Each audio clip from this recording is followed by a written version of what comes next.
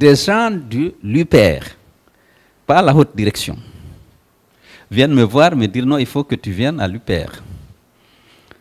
Je dis, mais comment, qu'est-ce que vous me proposez? Il dit non, il faut venir, on va négocier pour que tu prennes la direction du parti. Mais c'était quelques individus. Au niveau de la direction de l'UPR, il y avait une ferme opposition à ça. L'UPR, à tort ou à raison, me reprochait d'avoir affaibli le parti au Fouta en défendant le PIP, ce qui n'était pas tout à fait faux. Je ne visais pas l'UPR en tant que tel, mais j'ai fait la campagne pour le président Conté et parfois pour le PIP à l'occasion des élections législatives. Qu'est-ce que j'avais? Des arguments de taille. J'étais certes au gouvernement, mais j'estime qu'avec Conté, la liberté des citoyens a été une réalité.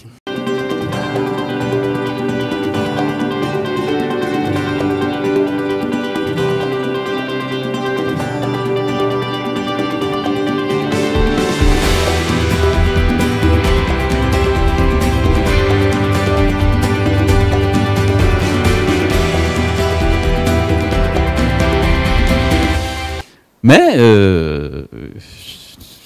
moi, je suis aujourd'hui implanté dans tous les partis. Et si vous avez vu les élections locales, comment j'ai raflé la mise un peu partout, en Basse-Guinée, vous avez vu comment j'ai gagné à Kindia, à Dubreka, à Boké, ville, à commune urbaine, Sangaredi, Kamsar, Fria, et Manea, et Matoto, Dixine. Je ne sais pas.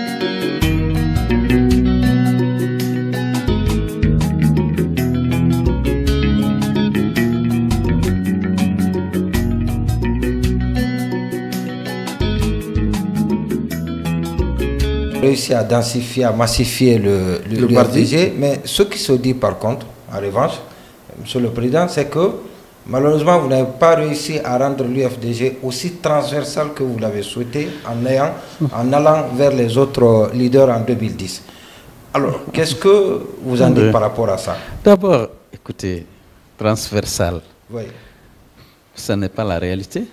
Ça, c'est la campagne de dénigrement orchestrée par mes adversaires. Oui, il est populaire dans une communauté, dans une région. Ce n'est pas vrai.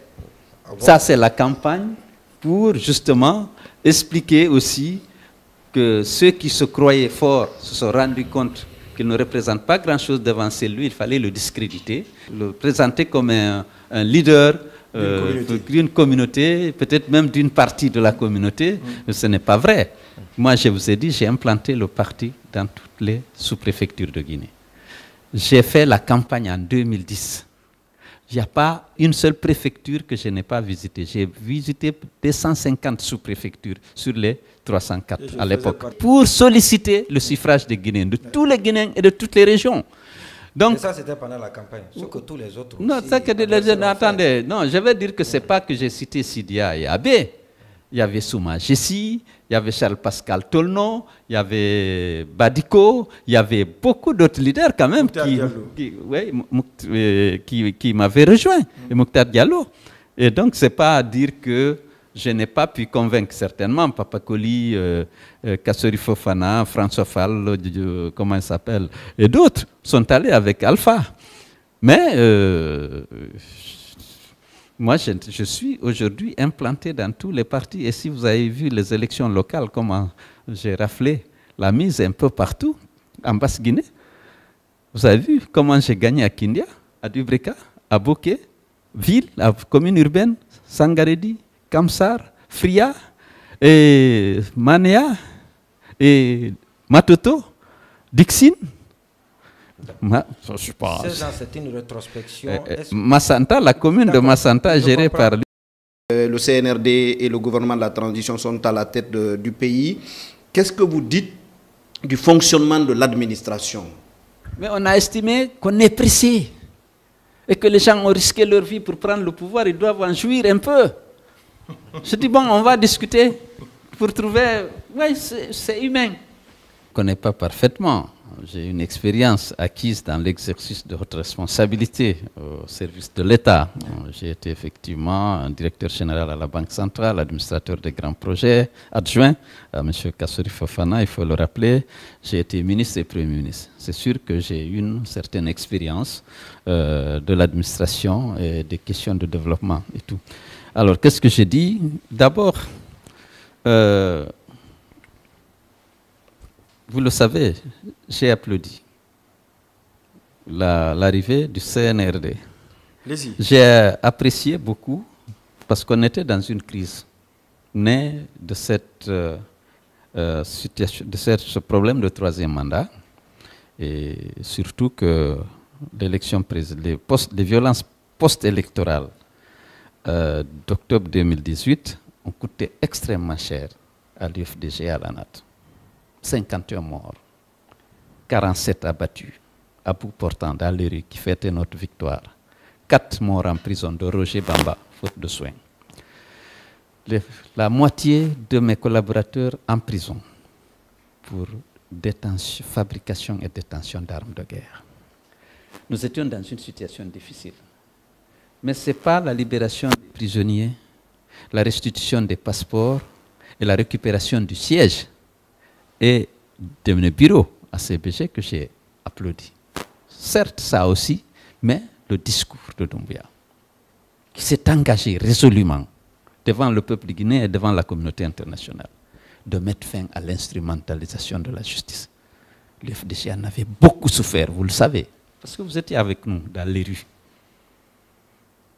Près de 250 morts qui n'ont pas eu droit à la justice, et moins encore à la réparation. La justice n'osait pas. Elle a d'ailleurs confessé lorsque le CNRD a pris le pouvoir. Elle dit qu'elle n'était pas libre. Donc on a pensé qu'on rentrait dans une nouvelle ère où la justice allait dire le droit, rien que le droit et tout le droit. Le colonel Doumbouya s'était engagé à mettre fin au piétinement des droits et libertés des citoyens. Le combat que moi je mène en tant que démocrate convaincu à la tête de l'UFDG, c'est pour l'exercice par tous les citoyens de ces droits et libertés. Lorsque quelqu'un prend le pouvoir, même par les armes, il s'engage à mettre fin au piétinement des droits et libertés des citoyens. Il s'engage à mettre fin à l'instrumentalisation de la justice. J'ai applaudi et je l'ai soutenu. Par mes maigres moyens, j'ai reconnu son pouvoir. J'ai demandé aux gens de se mobiliser pour l'accompagner. Je suis allé à l'extérieur, partout où ma voix porte, pour rappeler que celui qui est déposé exerce un troisième mandat illégal et illégitime, obtenu dans le sang, en perpétrant un coup d'État constitutionnel et en opérant un hold-up électoral le 18. J'ai dit qu'il faut accompagner les jeunes militaires qui ont pris le pouvoir. C'est un pas important vers le retour à l'ordre constitutionnel, au regard de leur discours.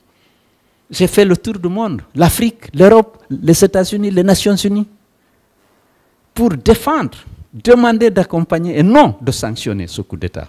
Parce que ce n'était pas un coup d'État qui mettait fin à un coup d'État, compte tenu du discours et des perspectives ouvertes par le discours de prise du pouvoir. Et c'est là beaucoup Donc aujourd'hui, la réalité, si on doit juger l'administration, si on doit juger la transition, le président avait dit qu'il allait mettre fin à la corruption. Et qu'à cet égard, il n'aura ni amis, ni parents, et que sa main ne tremblera pas. Qu'est-ce qui en est aujourd'hui? Vous voyez les acquisitions de domaines. Vous voyez des buildings sortir de terre par l'élite dirigeante. Des marchés de gré à gré, peut-être 80%, dit-on, des contrats publics sont conclus de gré à gré avec des amis ou des parents. Lorsqu'on lutte contre la corruption, on veille d'abord à ce que le code des marchés, qui est une loi organique, soit respecté.